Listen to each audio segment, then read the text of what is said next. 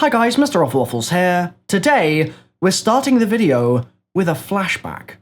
Cast your mind back to the release of Gorod Krovi for Black Ops 3. DLC 2 was Zetsubo, obviously, and it wasn't exactly a fan favourite, and then there was a bit of a long gap until Gorod released, and so at that point the community were just ravenous for new content. And Gorod really delivered on all fronts. It was a fantastic map. I think that the majority of us can probably agree on that one.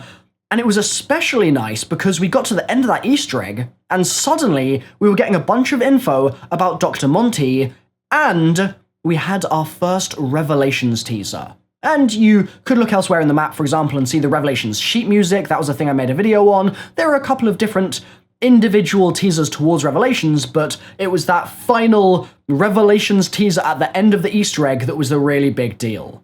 And from that point on, the marketing campaign that Call of Duty embarked on, in my opinion, was a real rollercoaster. It was really interesting because suddenly we had more memory segments coming out. I believe that it was after Gorod that we had Takio's memory segment, for example. Also, the music video for Gorod was crazy with, like, Richtofen jumping off the roof. That was an absolutely nuts moment, and I watched that with the Z House at the time. That was really, really fun because I was staying there. But then you also had things like Malcolm McDowell, the voice actor for Dr. Monty, recording personalized videos for different YouTubers in the community to get everyone even more hyped up for Revelations. Like, there were all sorts of things like that coming out, which led to this really incredible environment in the community of just hype for Rev. And then we got a trailer for that fourth map pack, which would contain Revelations. And I'm gonna have that on screen behind me right now, doing this green screen thing again. Let me know if you like it or not. I'm still kind of figuring it out, but let me know below. But the trailer dropped, and it turned out that the map pack was called Salvation. And the posing of our Zombies crew on that poster for Salvation was really interesting because they were kind of on a mound with zombies below them, and it was very reminiscent of the premise scrap that we got all those years ago in Origins. And then the map being called Revelations as well was really interesting because you clearly had this kind of biblical theme going on. Revelations clearly, Salvation as well, and it kind of got people talking at the time, but not to a massive extent. I mean, in the trailer itself, they said, "The day of reckoning is here. Salvation brings you revelations." And then Rev came out, and we got to the end of the Easter egg, and everyone was like, "Where's the super Easter egg?" And there wasn't one, and it was like, that's kind of unfortunate, but life went on. We also had a lot of discussion about that end cutscene and about the four characters being put back in time, or seemingly being put back in time, to a place where they would then help this king win this great battle. It would tie in with the ciphers that we have from Pablo Marinus, saying that he was saved by four heroes who were the best fighters he had ever seen, and the four heroes instructed him to build his castle there, and all sorts of craziness like that in that pair of Gorod ciphers that I was actually reading on my stream the other day. We had those, and so there was a load of discussion going on, and then things kind of quietened down, and time went by, and we ended up where we are today. This is where things get really interesting. So, yesterday on May 9th, Treyarch gave us our first Black Ops 4 Zombies poster. And straight away, we can see that the words Reckoning and Salvation are mentioned at the bottom, which is obviously a link to the marketing material that I've just shown you from back during Black Ops 3. Before we even think about the rest of the image, we can make a couple of inferences about what this sentence might mean and why there might be a link here. It seems that all our stuff that we did during Revelations, so all the stuff with the blood vials, banishing the Shadow Man, and more importantly, I guess, that ending, all of that, also known as our Day of Reckoning, is ultimately somehow going to save humanity and be its salvation. Essentially, Treyarch are making a clear join between what we thought was just ancient history and what is very much the present day with this new Zombies teaser. We'll come back to this in a couple of minutes. Now, elsewhere on the image, we also see symbols which, at first glance, look similar to the Illuminati writing from maps like Verrucht and Der Riese. It turns out, though, that they're actually all related to alchemy. So, alchemy was an early kind of scientific study that people would undertake to try to either create medicine or transform cheap metals into gold, things like that. A perfect example of a really well-known alchemical goal was to try to create an elixir of immortality. So if you've seen Harry Potter and the Philosopher's Stone, you know exactly what sort of thing I'm talking about here. Use of alchemy probably started in around the time of the ancient Egyptians, so like 5,000 years ago, something like that. And it made its way through all the way to the kind of 1700s, at which point investigations into alchemy started to die down. Essentially what happened is people who would normally have been doing the alchemy, who at the time were called natural philosophers, and you've got examples like Robert Boyle, Isaac Newton, those sorts of people, they ended up becoming mathematicians, chemists, physicists, those sorts of things instead of just alchemists. And so alchemy itself basically turned into the base of modern science, but didn't really go much further in its own right. If we bring the discussion back to the Zombies teaser image, each shape on there is a different alchemical symbol, and each one corresponds to some kind of ingredient or element. Translating these symbols can be a little bit difficult because different cultures from the different eras of alchemy all have their own meanings for things, so a direct translation to modern English is always going to kind of leave us with some doubts about whether we're totally right or not, but we can get most of the way there using notes from the true course of resolutive physics, vulgarly called chemie, or a shortening of alchemy, from 1657. Then, if we fill in any gaps that are remaining by using various websites online, we end up with something roughly that looks like this. Now, I mean, you've got oxygen, sulfur, oil, stone. I think we can all agree there's quite a lot going on here, and there's plenty that you could imagine might be done with these ingredients. Phosphorus, 800 grams. Sulfur, 80 grams. Fluorine, 7.5. Iron, 5. Silicon, 3 grams. And trace amounts of 15 other elements. What's that? It's all the ingredients of the average adult human body, down to the last specks of protein in your eyelashes. So, are Treyarch trying to tell us that this might be some kind of recipe to create zombies themselves and raise an undead army just like we've seen in the previous games? Is there a link being made between the elixir of life that I talked about, permanent immortality, and the zombie outbreak and scourge? These are all options, but today I want to explore a different theory. What if the wounds on this mysterious person's hands and face are actually evidence that they've been exposed to and poisoned by Element 115, which is obviously something we're very familiar with in zombies at this point. The combination of radiation damage and 115's reanimation effects would have exactly this kind of outcome on their skin, as we know from the real-life events of Tunguska and all the zombie storyline lore that we've been gobbling up for, at this point, the last 10 years. They could literally be slowly being turned into a zombie. Furthermore, what if they are using some kind of alchemical elixir of life to try and protect themselves from becoming fully zombified, from actually turning? Could the mask be used to cover the scars and cuts on their face so people around them can't see how disfigured they have become? The mask could also be used as part of some alchemical process, or, more likely, the fact that in the poster itself, the mask is only half covering their face could be a metaphor for the double life this person has to lead, pretending on the outside to be healthy and normal, but internally battling with severe health problems that could quickly end their life. All of this sounds great for sure, but we can actually go even deeper. We know that the zombie storyline has always revolved around real history, real-life events that Treyarch have twisted to fit their own zombies narrative. For example, the Tunguska meteorite and the radiation it brought with it literally blackened and burned people's flesh, which was the entire setup for Shi no Numa. I remember telling my friends about that when Shi no Numa came out and just loving the idea that Treyarch had taken real history and twisted it to fit their means. Similarly, the Nazis really did try to create wonder weapons to guarantee they would win World War II, and that's exactly what we saw again in Dariz and a bunch of other maps. I mean, a lot of the story is based on exactly that. The Battle of Stalingrad too might not have featured any actual dragons, but it was still the foundation for the entire story of Gorod Krovi. And these are all examples of the same thing. Art being informed by real life. Fictional stories based on fact. Treyarch loves this stuff. So, whose story have they twisted into the Zombies universe this time? I believe the man on this poster is none other than King Baldwin IV of Jerusalem, who reigned as King of Jerusalem from 1174 to 1185. Baldwin took the throne when he was 13 years old, and he was already leading his men into battle just 2 short years later.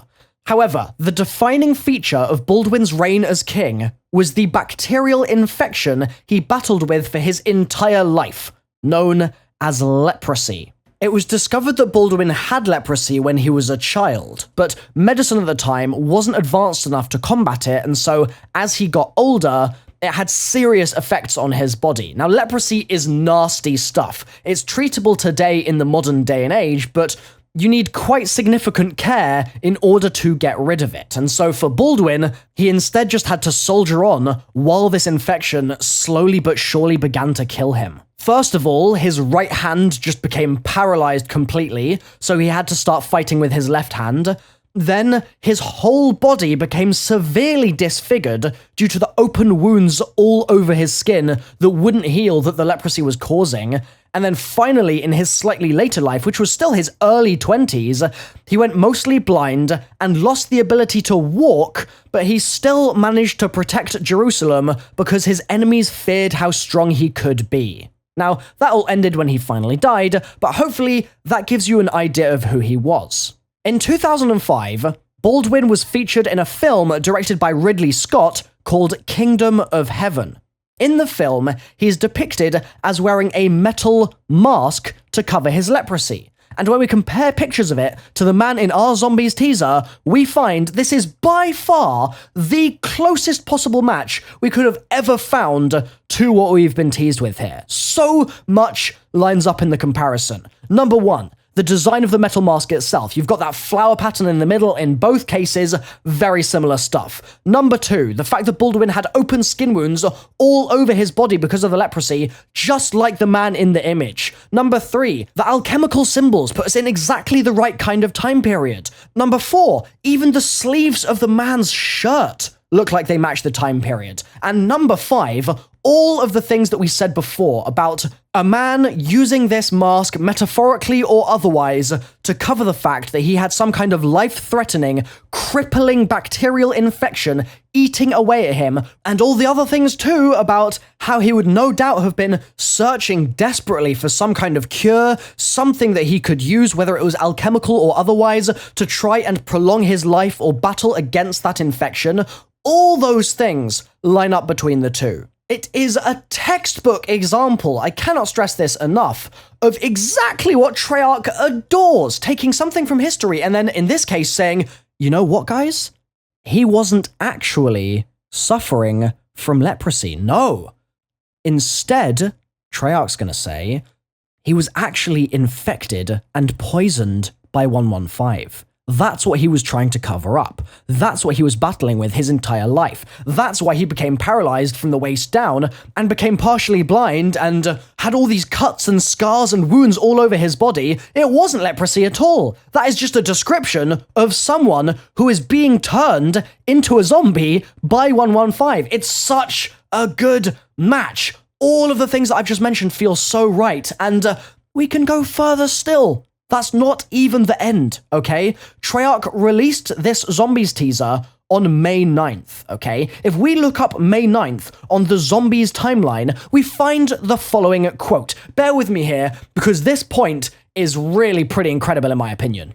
May 9th, 1945. In his cell, Pablo writes of visions of a great war. He describes a great battle against strange, demon-like creatures who are trying to devour the earth. In his vision, he sees 4 knights protect him from certain death. He makes a note that the knights wore tunics similar to those in Der Eisendrache. It is absolutely not a coincidence that Treyarch released this teaser on the exact day in history that Pablo described this particular battle. Treyarch saw this all coming. They've been planning this for so long, since the timeline came out with Zombies Chronicles. They had May 9th marked out as the day they were going to give us this teaser, because that vision Pablo's referring to takes place in the late 1200s after the war between humanity and the Apothicons begins, and he is saved by the exact version of Primus we see depicted in the Revelations cutscene, and it's that Revelations cutscene which is being directly referenced by this teaser image right at the bottom saying that the reckoning of mankind will be its salvation. It is a clear and well-defined loop. Treyarch have gone completely full circle and started giving us these questions to ask about Revelations when we first played it, and then gave us the Zombies timeline to start filling in information, and then given us this teaser, which we can use to go back to the Zombies timeline, which we can use to go back to Revelations, which we can use to answer a question posed by this teaser, and all of it just ties in really nicely because, yes, Baldwin died towards the very late 1100s, and we're talking about a war in Zombies, at least, that happened in the 1200s, but that won't matter for Treyarch. They can bend the rules however they like in that regard. And so, I can't help but see this as a clear message from Treyarch that this is the direction that they are going in here. Right. Were you expecting me to get to this point and say, okay, we're done, that's the theory? Because it's not the end still, okay? I want to now clarify as to why this is all important and where this is all leading. It's all good talking about the past. Where are we going in the future? Where are we going from here? Well, to answer that question, I want to go back to the Only the Cursed Survive poster that I showed you a bit earlier in the video. That poster was the equivalent of this current poster, except for Black Ops 3 instead of Black Ops 4. The Only the Cursed Survive poster has several elements which together, when combined, kind of illustrates a microcosm of the on-disc map for Call of Duty Black Ops 3. That poster contains a zombie, obviously. It contains the beast symbol, so you have the Apothicon influence in there. You have the alchemical influence as well on that card that's being held. You have the fact that Chicago is overlaid there as well, which is a direct reference to Morgue City, which is the city that Shadows of Evil is set in. You've got the title text, Only the Cursed Survive, relating to the fact that all of the characters in Shadows of Evil are cursed. Everything in that poster is essentially a call-out to something in Shadows of Evil. And similarly, I'm guaranteeing you now that the things in this poster that we've just received from Treyarch, this new teaser relating to Baldwin, relating to Alchemy very strongly this time, much more clearly, I'd say, than Shadows of Evil, because Nero was experimenting with it and dabbling with it, but not to the extent that I suspect that we'll be seeing in this map. But Alchemy and Baldwin and the Reckoning and Salvation and all of those themes coming together are, in my opinion, exactly what the on-disc map for Black Ops 4 is going to be based on. This is Treyarch's way of saying that everybody who played Revelations, got to that end cutscene, saw the characters wielding the staves back in time during the 1200s, thought that was incredible and really wanted to play it but didn't have the chance to, all of those people are now going to be rewarded with an on-disc map taking place probably on December 31st, 1299, around then at least, which is very similar, by the way, and very reminiscent of a similar kind of pattern we see with Mob of the Dead, that kind of year-changing aspect, but that's a whole theory for another video. And in that on-disc map, we'll probably be playing as Primus with the ultimate staves, the actual original ultimate staves, not the replicas made by Maxis, the OG staves from that great battle against the Apothicons.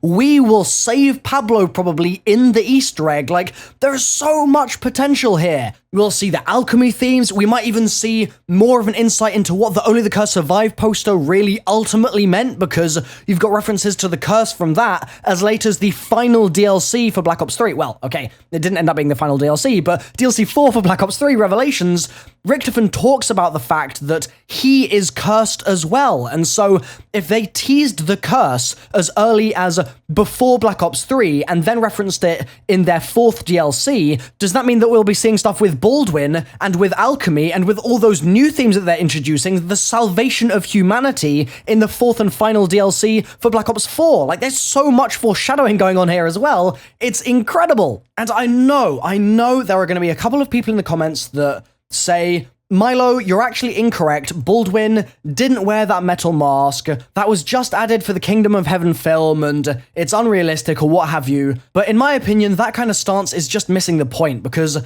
A, Treyarch are going to play with other pop culture anyway. They are literally built on it. I mean, amongst these real-life historical events that they build on so much, they also really draw heavily from plenty of other kind of sci-fi, or, I mean, a perfect example is the work of George Romero. They were so inspired by his work, they ended up putting the guy in the damn game. Like, they love that sort of thing, and so I think that, A, like I said, that wouldn't really hold them back anyway. More pop culture is only going to help make whatever they're cooking even better.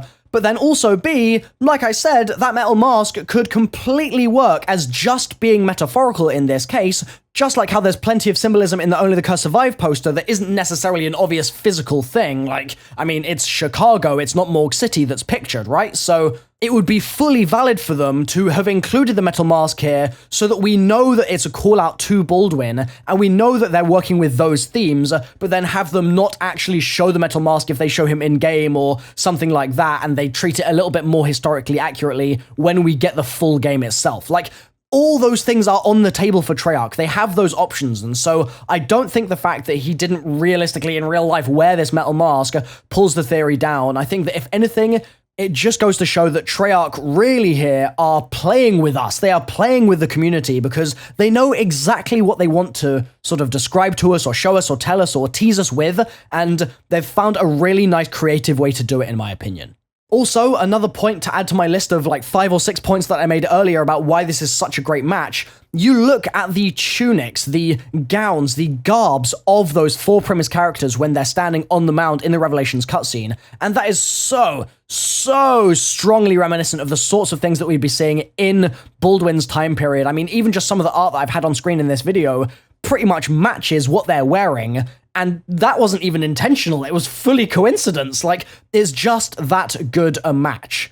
So it seems like, in recap, we, on disc, for Black Ops 4, are going to the Great Battle itself, and we're gonna fight alongside Pablo, who's gonna get saved by us, probably during the Easter egg. We'll be wielding the ultimate staves, we'll be doing all that good stuff that we wanted to do so badly when we played Revelations and got that end cutscene, but couldn't do back then because we had to wait a couple more months for Black Ops 4 instead. I am mega hyped from here. I'm going to be posting a bunch more theories about this, guys, in the future, so if you're not subscribed yet, please subscribe. I've put a huge amount of time, effort, research into this video, so dropping a like on the video, turning on notifications, that sort of thing would be massively appreciated as well. I've got to give a shout out to that boy who lags, who originally put me onto the case of Baldwin in my stream when I was doing all this research with you guys. This has just been a roller coaster so far, and we're 1 day in. From the fact that it's May 9th that they released this on, and the link there to the timeline, and then back to Revelations once again, through to the discovery of Baldwin, through to all of the translations of the alchemical symbols, through to the references to the Only the Cursed Survive poster, through to the curses that were pervading Black Ops 3, and then coming back again here. There's just so much fun stuff to work with right now, guys, and I can't wait to see what the next teaser is, because you know full well that you can only get this level of depth and analysis from your boy. So, I've been MrRoflWaffles, I'm going to leave it here. I'll see you guys next time. Bye-bye.